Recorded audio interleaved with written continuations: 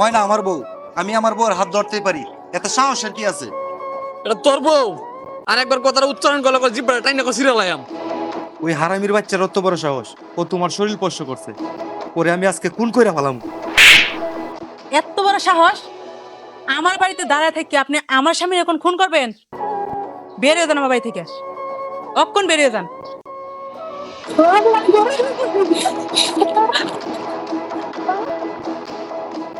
এক তালাক, দুই তালাক, তিন তালাক। আমার নাম মোহাম্মদ ফরিদ মিয়া, আমার বউর নাম মোহাম্মদ ময়না বেগম। আমি আমার বউরে অনেক ভালোবাসি। আমি তারে বলে ও না, রাগের মাথায় তালাক দিছি। সে অভিমান কইরা চইলা আইছে, আর সে আপনারে হিল্লা বিয়া করছে। ওরে, তুমি তো ইচ্ছা করে দুই না কয়ে তাও, তুমি তো কয়ে দিছো 1 তালাক 2 তালাক 3 তালাক, তার মানে তালাক হয়ে গেছে, তাই না চেয়ারম্যান সাহেব? জ্ঞান চাইতে পারবা না।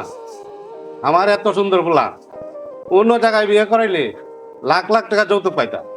কাকা, আপনি যদি কিছু মনে না করেন তাহলে আমি ময়নারে বিয়ে করতে চাই। অসম্ভব চেয়ারম্যান সাহেব, আমার আব্বু যদি ওনার হাতে তুইলাও দেয়, তারপর ওনার সাথে আমি সংসার করব না। হাই হাই ময়না, আমি তো ওই সময় রাগের মাথায় কইছি। এই যে আমি কান ধরতেছি, তুমি আমারে মাফ করে দাও। আমি আর জীবনও এমন কথা কমো না। তবু তুমি যাইও না ময়না, প্লিজ তুমি যাইও না আমার ছাইরা। তুমি আমার মাফ করে দাও।